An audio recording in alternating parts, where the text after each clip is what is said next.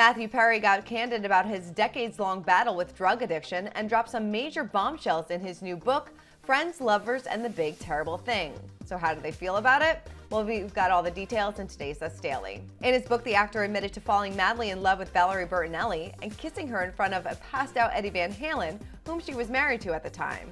He also divulged about his whirlwind romance with Julia Roberts and his issue with Keanu Reeves. A source tells us he deliberately kept a lid on a lot of the more shocking passages ahead of time. The likes of Valerie Bertinelli, Julia Roberts, Cameron Diaz, and Keanu Reeves are all finding out what he's got to say at the same time as everyone else. Now, several times in the book, he calls out Keanu Reeves for still walking among us, as he wrote about the deaths of his friends River Phoenix and Chris Farley.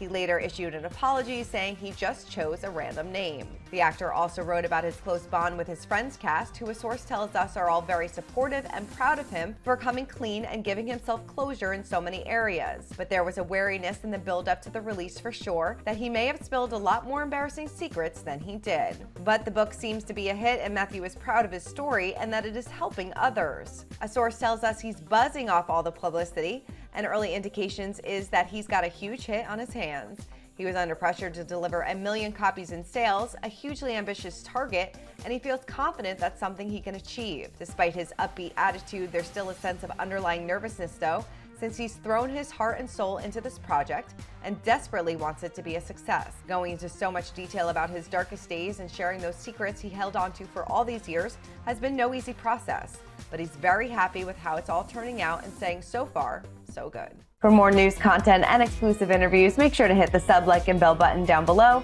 and visit usmagazine.com.